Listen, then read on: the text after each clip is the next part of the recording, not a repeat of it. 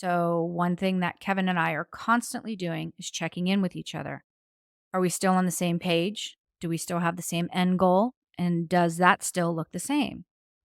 Define or redefine your end goal. What is the driving force behind everything that you're doing?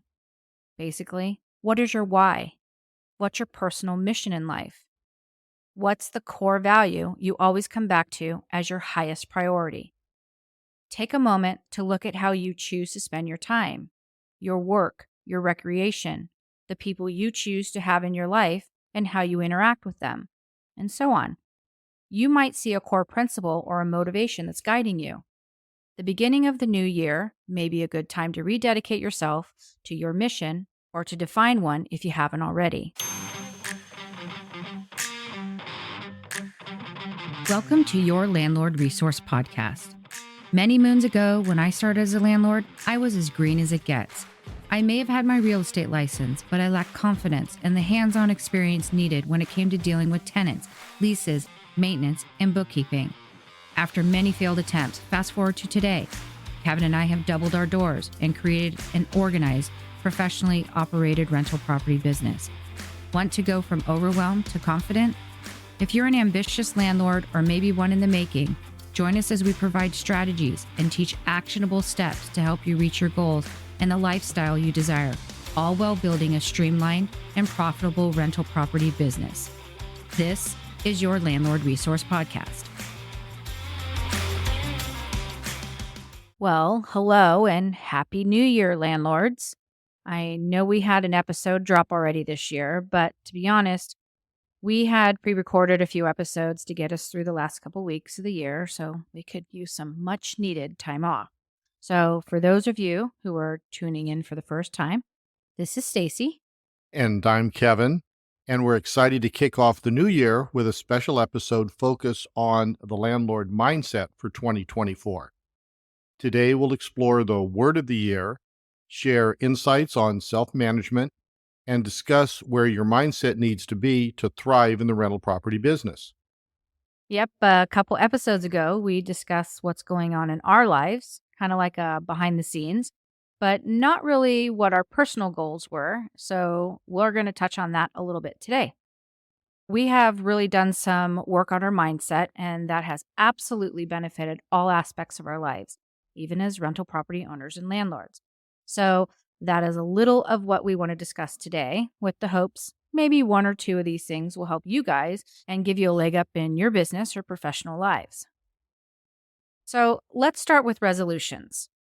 We don't know about you guys, but we're not huge fans of New Year's resolutions. Year after year, we would set a resolution, which is basically a high achieving goal. And where we might be super excited about it at the start, we realize that reaching that goal is a lot more work than anticipated, and we eventually just give up.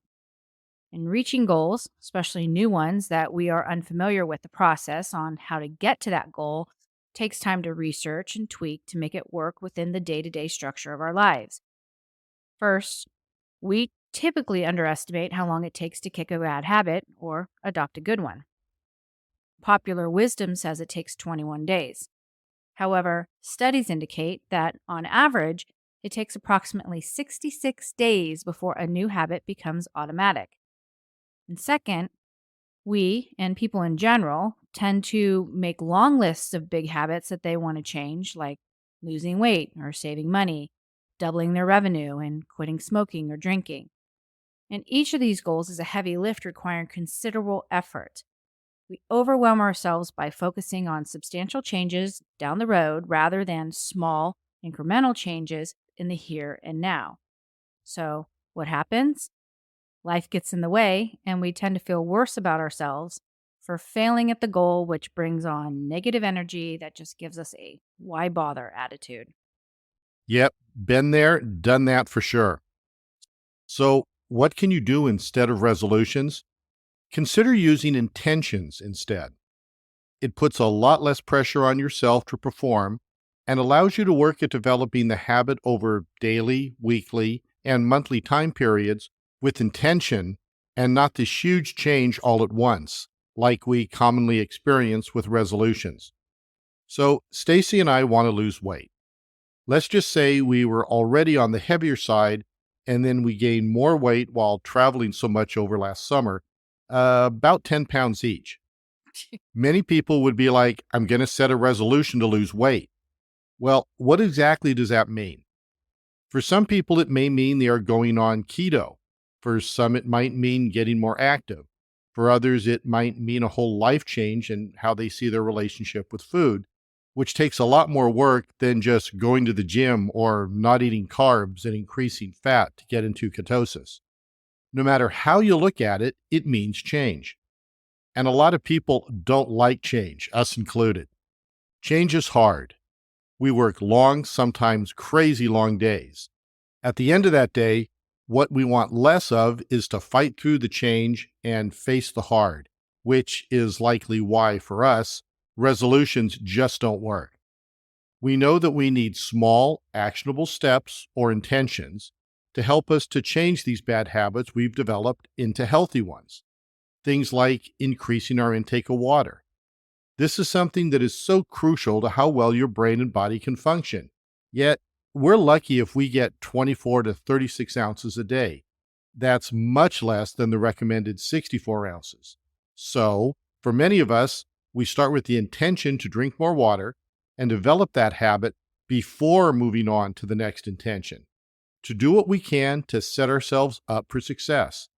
Because if we try to tell ourselves we're going to drink half our body weight in water each day, go to the gym, or take the dog for a walk for at least 1 hour every day, and cut our food intake by half, all so we can lose weight and see results quickly, we know we will get overwhelmed trying to add all of that into our already busy lives. And little by little, each one of those goals will drop off and we'll end up feeling defeated and just give up altogether. So, one thing that I tell the kids is life is a series of choices that you make. And those decisions or choices that you make might not always be the best for you. And that's okay.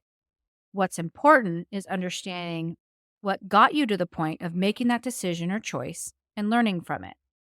The point is, you tried something with the hopes that it would make a difference in your life. Like Kevin said, we know we are not ones to say, okay, it's the beginning of a new year. We're going to get in shape and lose 50 pounds and never eat hot fudge sundaes again. We know that in order for us to truly make a change, we have to make small, actionable changes, no matter what the end goal or the intention is. When it comes to the investment side of our business, we know we have to sell our last single family home rental to get the capital that we need to buy that next multifamily property. We also know that on this investment, we are going to use the traditional route for lending. So we had to work last year on making sure our credit was clean and our scores were up as high as we could get them. But you guys, we have big goals for our investments, and obtaining those goals will take time with small intentions and making decisions or choices that will help us reach those goals. We see and hear others in the real estate investment space telling people that they can be a millionaire in a year.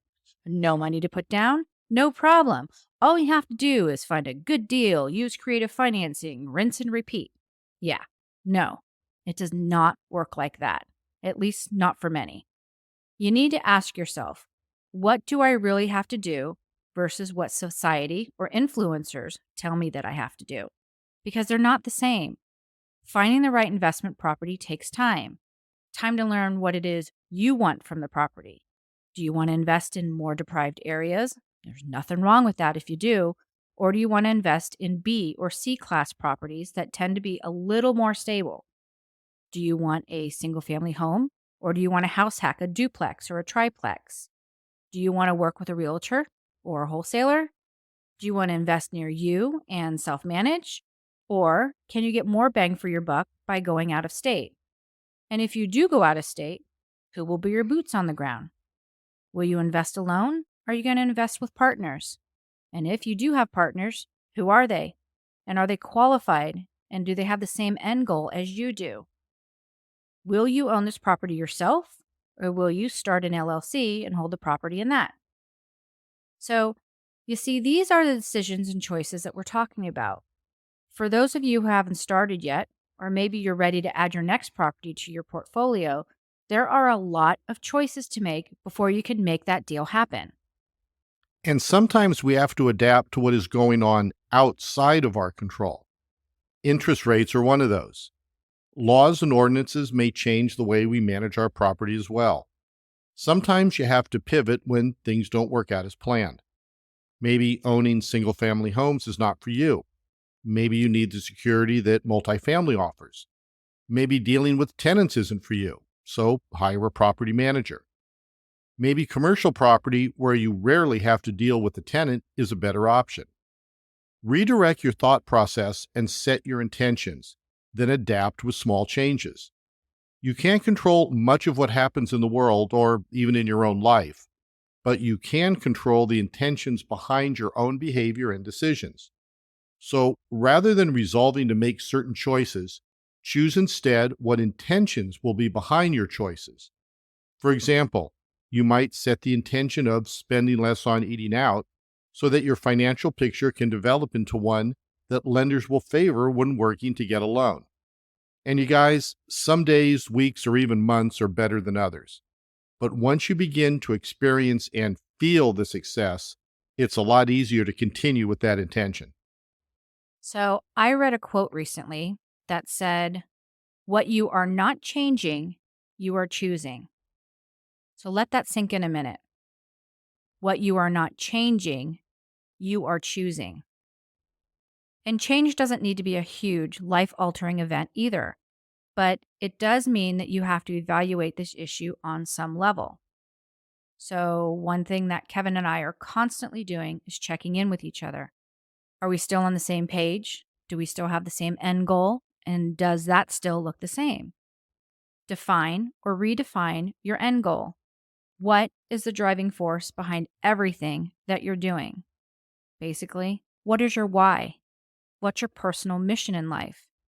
What's the core value you always come back to as your highest priority? Take a moment to look at how you choose to spend your time, your work, your recreation, the people you choose to have in your life, and how you interact with them, and so on. You might see a core principle or a motivation that's guiding you. The beginning of the new year may be a good time to rededicate yourself to your mission or to define one if you haven't already. For us, it's our family, the kids. We are in this place right now where we are building our retirement. We want to be able to actively be involved with our kids and someday grandkids. We want to develop a legacy and be able to provide for the boys and, God willing, grandkids, much the way it was for by our parents. And this means being there for their first T-ball game or a recital when they're little ones, and being there for the state championship or their art show when they're teens. It means having the ability to travel with them on family vacations and show them the world. It means helping them with their first home purchase. This means that we need to work now on our financial picture to have the ability to pay for these things. It also means working on our health so we can chase those grandkids in the park and hike the mountains of Switzerland if we want to. So, I want to switch gears here and talk about the word of the year for 2024, and that is adaptability. Yeah, I like this one. In the past, we've said our own words like simplify and organize, which now in retrospect served us well to get us where we are now. Adaptability has a place for so many of us. It means being flexible and open to new ideas, as well as being able to adjust quickly to changes in processes, dynamics in relationships, be it work, social, or family dynamics, and life goals. People with adaptability skills are more likely to thrive because they're better able to manage stress, learn new tasks, and respond to uncertainty. This is a great word for the year, especially in the space for real estate investors. I mean, think about how we all have had to adapt to increased interest rates. For buyers and sellers of property, we've seen a decrease in the price of properties as a whole to adapt to these increased rates. On the rental side, we have seen an increase in renters because first-time home buyers can't afford the payment of a mortgage with these increased rates. But what will happen when the rates come down? I think we're going to see all those people who waited to sell their homes put them all on the market for a higher price, and because rates are down, people will pay those higher prices, which frankly is asinine. If you're a buyer, you are much better off paying for a home at a higher rate because you can always refinance to bring that rate down. Buying a more expensive home at a lower rate, say $50,000 more, means having to pay that $50,000 off over 30 years. You cannot change the amount you owe, but you can change the amount you have to pay. Yeah, they did a whole study on that subject. But I get it. In some cases, the higher rates were raising mortgage amounts by $500 or $1,000 a month, which obviously would be hard for many to sustain. So, those people remain renters, which is great for all of us rental property owners, right? Maybe. When you look at the market, rents have not continued to increase as they did when the interest rates were lower. There are so many renters that one would think that given this high demand, our rental rates would increase. But that's not what we're seeing at all. Our rates didn't go down by much, if at all, but we're not seeing large increases anymore. So, what do we have to do when our income levels off, but expenses like insurance rates and costs for contractors and landscapers increase with inflation? We have to adapt. We have to get creative and figure out other ways to generate income through the property. Whether that means charging for an amenity that you previously offered for free, like utilities, or creating new amenities to offer for a fee, like storage or internet. It also means cutting costs. Say, like looking at what you pay for that landscaper and seeing if maybe you or your teenage child can take on that duty at a lower rate. Challenge your property tax rate since home prices have leveled off. And talk to your insurance broker and see what coverage you have and what change you can make there, like the deductible amount. So, this all goes back to small, actionable changes that add up to a huge change in the end. Adaptability is all about staying flexible in the face of challenges. From market shifts to tenant expectations, being adaptable allows us to evolve our strategies and stay ahead. It's not about reacting, it's about proactively adjusting to the dynamic nature of the rental property business. Okay, yeah, so how do you do this? Well, first off, get organized. Make a list of goals, then add realistic ideas on how to achieve them. Of course, in order to execute these goals, you need time. So if you're like Stacy and I and you don't have a lot of time left over from day to day, how do you make the time to even plan for these goals, much less achieve them? We suggest to get a daily planner. We have a simple one that goes by the week and comes with 50 pages to a pad, so it's good for a year. It has a master to do list on the left, then 6 boxes with lines to delegate items from the master list to each day of the week or over the weekend. We're list makers, so this pad is really helpful for us to brainstorm, which we like to do on Saturday or Sunday of the previous week. We will link it in the show notes if you'd like to see what we use. But we discuss what appointments we have and when, which are written on the applicable day, and then we go from there. Things like visits to or tasks to do for the properties, your landlord resource work, and personal things we want to achieve, whether it's cleaning the garage, meal prep, or even getting to the gym. We also create more time by utilizing sources that help us free up time. And I'm not ashamed to admit that I have a house cleaner.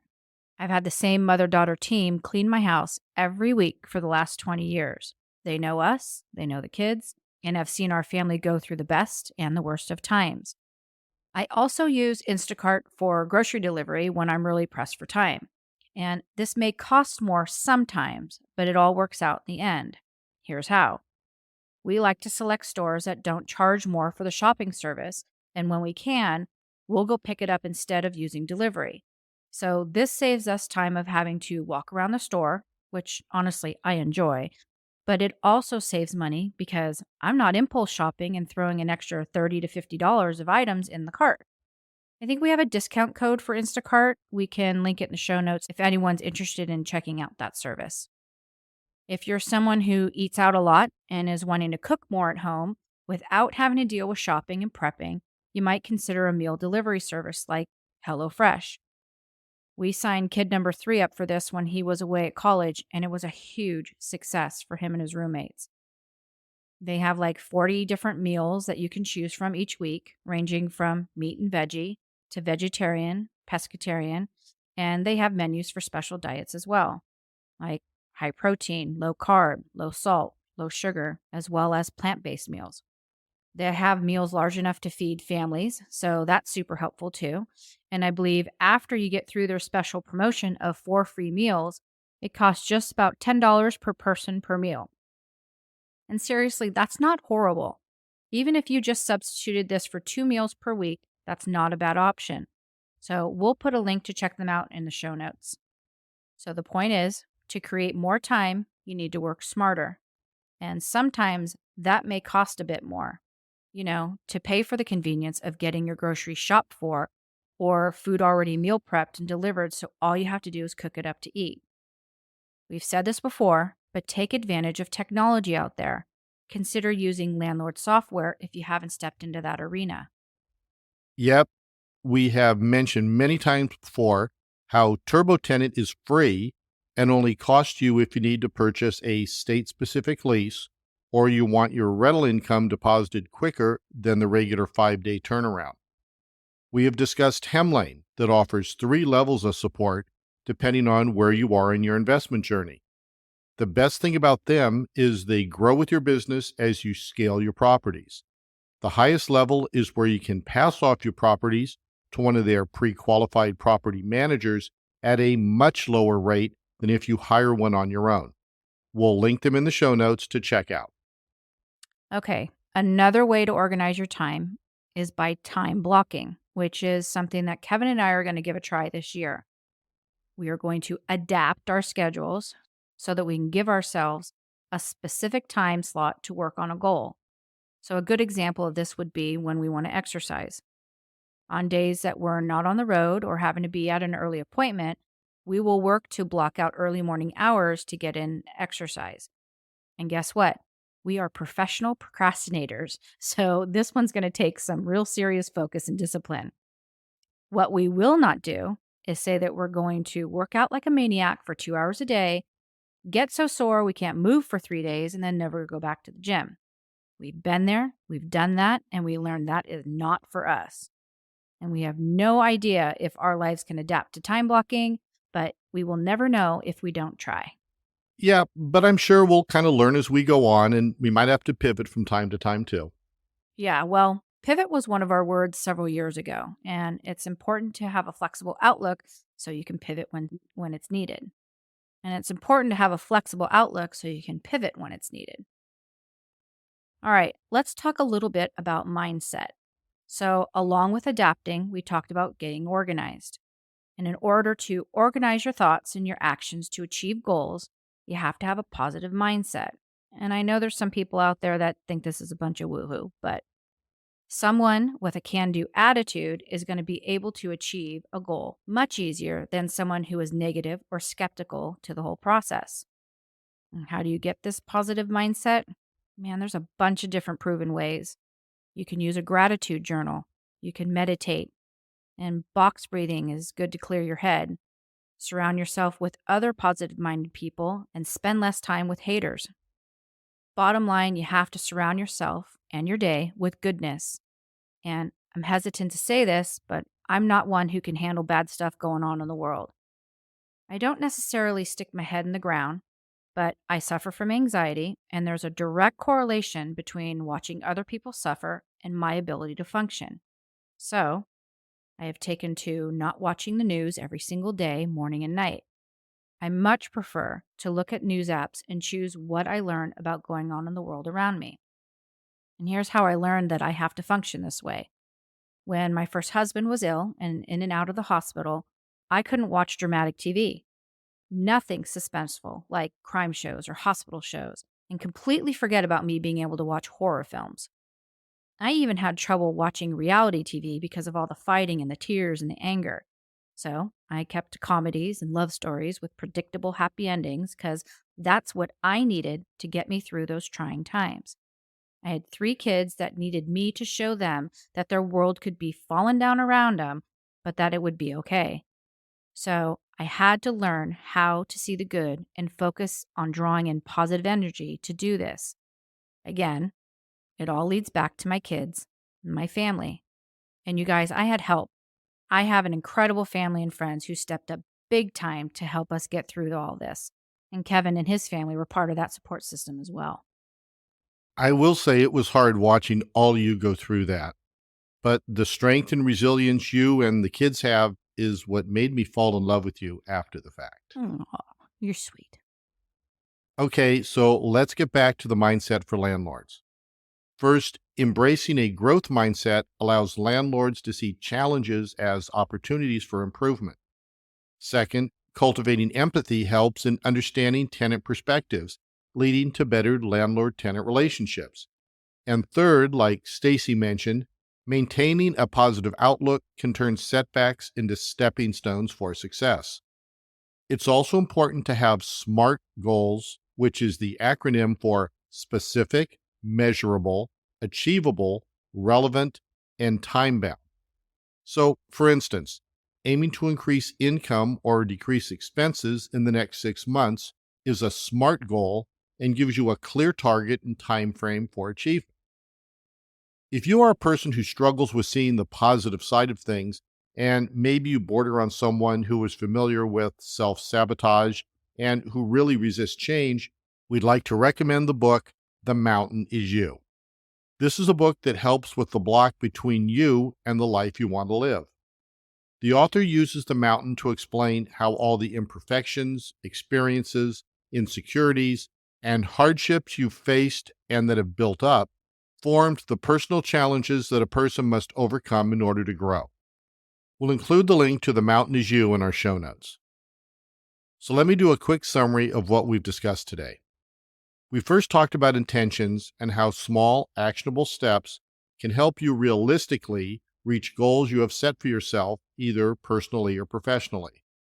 Then we went into decision making and how the choices you make affect how you achieve those goals. But that choices are necessary, and if the results don't work out as planned, you have to adapt and pivot by using those results as a guide on what to or not to do, to be flexible. We then went into being organized and ways to create more time so you can work on your goals. And then we finished with ways to maintain a positive mindset and how this can help landlords in their rental property business. Yeah, I got that book, The Mountain Is You, for someone recently, and it seemed to be really well received. So hopefully it'll help someone out. There's another book by Oprah and Arthur C. Brooks called Build the Life You Want: The Art and Science of Getting Happier. And I don't know about you, but I've read a couple of her books before, and they're really easy reads. She has a way of expressing a point of view in such layman terms, and I just get it. And this one is a step by step approach to happiness, grounded in science, and includes real life stories from each of those authors. I've said it before, but I do really well learning by hearing others tell stories of what worked or didn't work and why. So we're going to link that book in the show notes as well. Okay, landlords, I want to wrap it up with a few thoughts that I recently heard from Jenna Kutcher. She said, "How do you want your new year to feel?" You heard me, feel. Because I think that the typical way to start a new year is to throw out a huge list of to dos. We always want to do more, experience more, try harder than before. But what about focusing on how do you want your year to feel? Give yourself a moment and let that sink in. Let your mind wander over the next 12 months. What version of you is experiencing them? Is there something different from the way you've been feeling this year, and a different energy or spirit of self that you want to invite, see, reflect, or build in yourself? 2024 doesn't have to be the best year ever. You don't have to nail it. It doesn't have to be perfectly planned. But we can take with us our intention. We can give ourselves a lens through which we choose to see our year. A word or a sentence that pulls our focus back to what matters most when life distracts us. And instead of that long list of to dos, maybe you can create for yourself a much simpler, concise feeling to take with you into the year. Wow, that was really well put. Yeah, she has a way with words, but doesn't that really just make you think? Here are some things that Kevin and I are working on in 2024: courage to leave behind what is not working for us anymore, embracing mistakes or bad choices and treating them as lessons, continuing to be grateful for all that we have, expressing the energy that we want to attract, listening to our bodies and trusting intuition, to quiet the noise and prioritize stillness over action, and leaning more into the things that light us up, like traveling, cooking, and photography. So that's a wrap for today. Thank you so much for listening to what we have to say. We would love to connect with you. We have a great newsletter with all kinds of tips and articles for rental property owners, and you can sign up. It's free. We'll link it in the show notes along with links to our Facebook group and social media sites. And lastly, if you love what you hear, would you do us a favor and leave us a kind review so we can continue to reach other rental property owners? We really need other listeners to know how our podcast has helped you and what you love about listening to us each week. You can find a link in the show notes for your review. And while you're at it, would you also follow or subscribe on your favorite podcast platform? Your downloads each week allow us to grow and reach other DIY landlords. And remember, a positive and adaptive mindset can turn your rental property business into a thriving success. Cheers to a fantastic 2024. And until next time, you've got this, landlords.